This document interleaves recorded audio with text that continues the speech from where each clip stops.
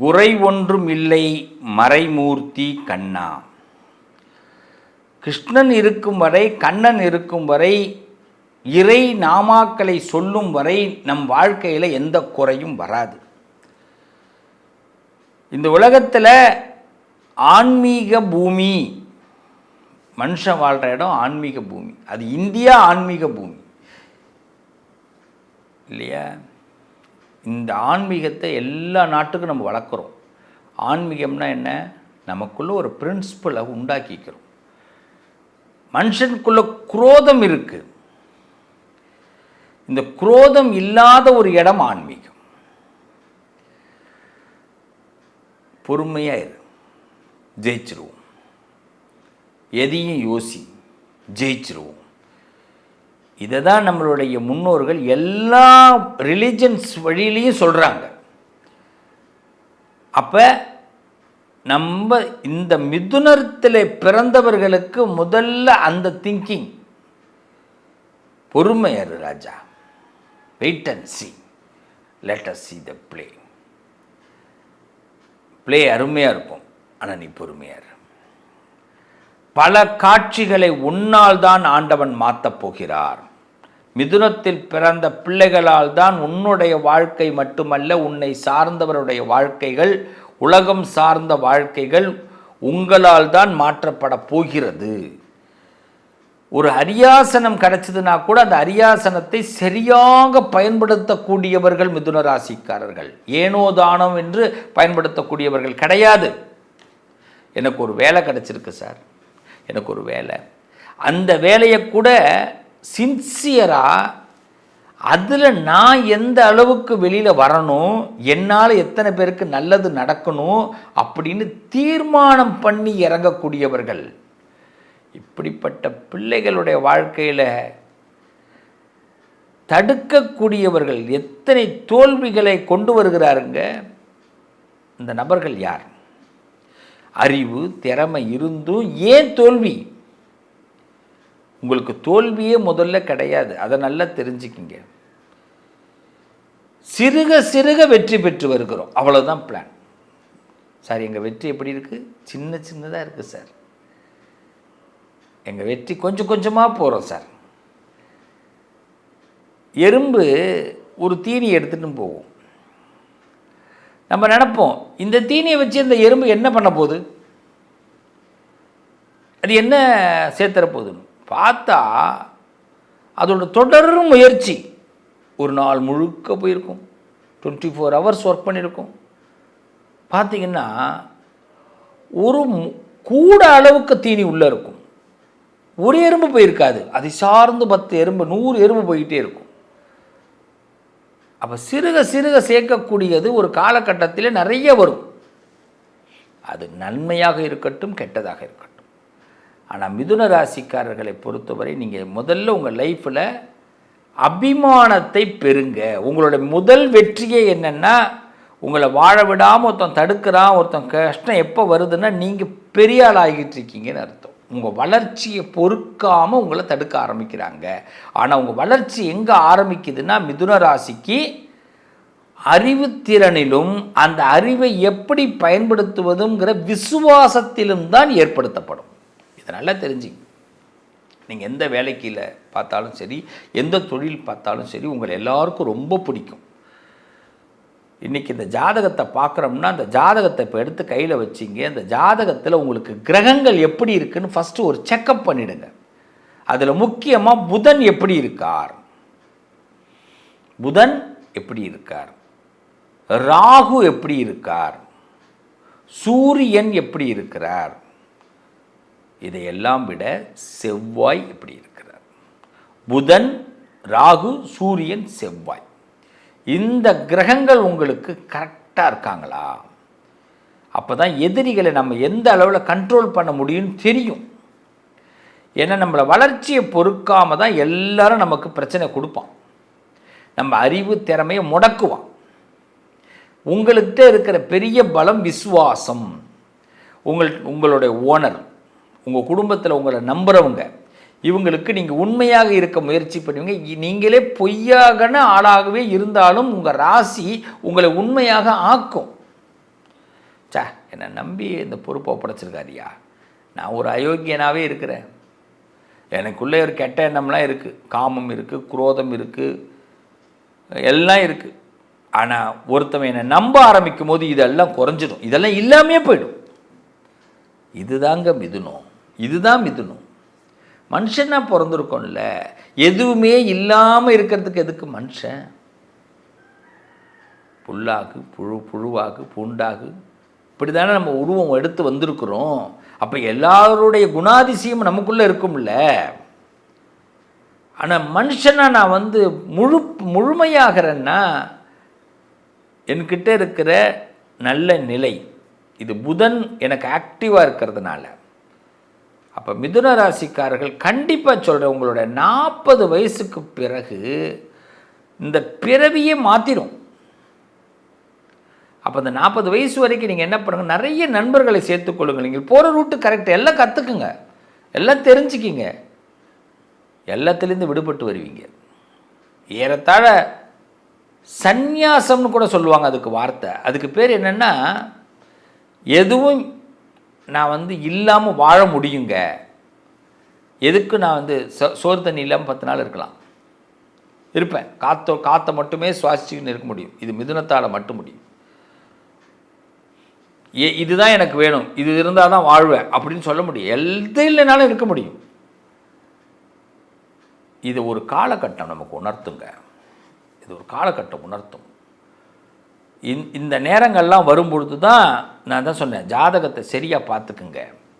இந்த கிரகங்கள்லாம் எப்படி இருக்குன்னு தெரிஞ்சுக்கிட்டு அதுக்கு தகுந்த மாதிரி ஒரு வீடு கட்டுறீங்களா, தொழில் ஆரம்பிக்கிறீங்களா, ஷேர் மார்க்கெட்டில் போடுறீங்களா, புகழ் பெறணும்னு நினைக்கிறீங்களா, அஸ்ட்ராலஜியில் கட்டங்கள் சரியாக இருந்தால் காலத்தை சரியாக தீர்மானம் பண்ணி களத்தில் இறங்குங்க. இந்த காலமும் கிரகங்களும் களத்தில் இறங்கக்கூடிய அந்த நேரத்தை பொறுத்து வெற்றி உருவாயிடும். அவ்வளவுதான். நீ வெற்றி பெறுவதற்காக பிறந்த குழந்தைங்க நீங்கள்லாம் மிதுன ராசிக்காரவங்க.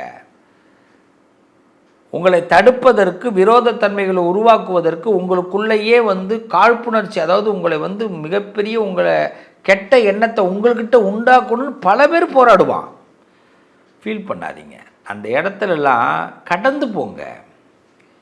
ஏன்னா உங்களோட பிரெயின் ஆக்டிவாக இருக்கும். உங்களுக்கான திறமை, ஒரு ஸ்கில், அது என்றைக்கு உங்களோட ரத்தத்தோட, உயிரோட, காற்றோடு கலந்து இருக்கும். பொதுவாகவே மிதுன லக்கணம், மிதுன ராசிக்காரவங்க ஒரு விஷயம் முடியாதுன்னா அதை உடனே உங்களால் முடிக்க முடியும். சார் ஒருத்தன் தூக்கி போட்டான் சார், அந்த ஃபைலை எடுத்து நீங்கள் செக் பண்ண முடியும்.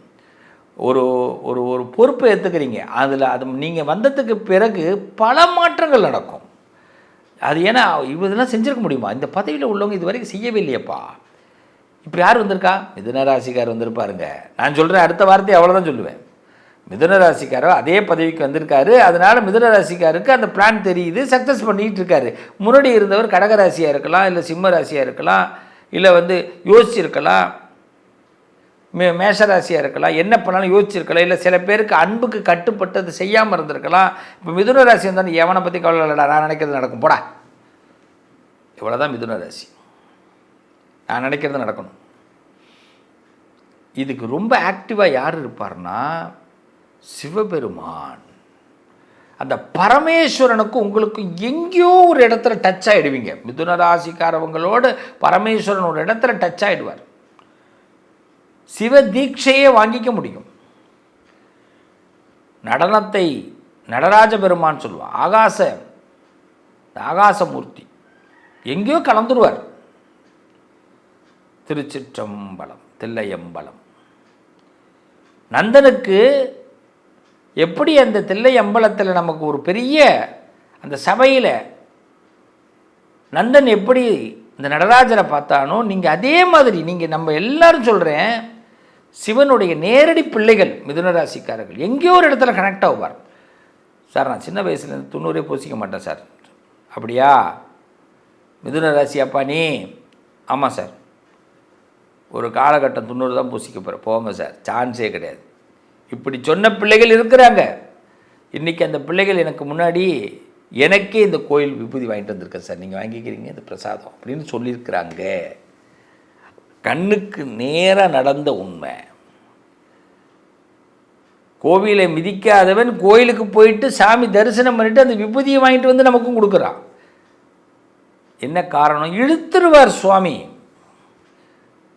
எங்கேயோ ஒரு பக்கம் இழுத்துருவார். அதனால் எத்தனை எதிரிகள் வந்தாலும் துவம்சம் ஆயிடுவாங்க. நடராஜர் சகஸ்ரநாமம் படிங்க, நடராஜரை பிடிச்சிக்குங்க, சிவனை பிடிச்சிக்குங்க, சிவனே சரணாகதி அடைங்க. உங்களுடைய அறிவு திறமை இப்போ பளிச்சிடக்கூடிய நேரம், உங்கள் எதிரிகள் வெல்லக்கூடிய நேரம். உங்கள் ஜாதக கட்டத்தில் நான் சொன்ன கிரகங்கள் எப்படி இருக்குன்னு செக் பண்ணிக்கிட்டு களத்தில் இறங்குங்க. என் பிள்ளைத்தமிழ் நேர்களே, நல்லது நடக்கும். என் உறவுகள், நீங்கள் வாழ்க்கையில் வெற்றி பெறணும் அப்படின்னா நான் சொன்ன விஷயங்களை கீப் இட் பண்ணுங்க. நிச்சயம் உங்களோடு நான் நிழலாக இருப்பேன். இந்த பிள்ளைத்தமிழ் உங்களுக்கு ஒரு முன்னேற்றத்தை கொடுக்கக்கூடிய ஒரு சேனல். உங்கள் லைஃப்பில் என்றைக்கு கஷ்டம் வருதோ, என்றைக்கு ஒரு வருத்தம் வருதோ, இந்த பிள்ளைத்தமிழ் அந்த இடத்துல நீங்கள் பிள்ளைத்தமிழ் பார்த்துக்கிட்டு இருப்பீங்க. அன்றைக்கி அந்த சிவஸ்ரீயை பார்த்துக்கிட்டு இருப்பீங்க. இந்த பிரபஞ்சம், இந்த கடவுள், நீங்கள் நம்புகிற சாமி, இந்த பிள்ளைத்தமிழ், இந்த சிவஸ்ரீ உங்களோட கனெக்டில் கொடுத்துக்கிட்டே இருப்பாங்க. என்றைக்குமே நான் சொல்லுவேன், என்கிட்ட ஜாதகம் பார்க்குற பிள்ளைகளுக்கு நான் சொல்கிற ஒரு வார்த்தை, என்ன கேள்வியோ என்கிட்ட கேளு, நான் கொஞ்சம் ஓப்பனாக தான் பேசுவேன். அந்த பதில் உனக்கு பிடிக்குதோ பிடிக்கலையோ அதை படி நீ கேளு, போதும். சும்மா நீ எப்படி நடந்தது, ஏன் அப்படி வந்தது, அது வேணாம். என்கிட்ட பிரசன்னம்தான். நான் ஜாதகம் பார்க்கும்போதே பிரசன்னம்தான் சொல்கிறது.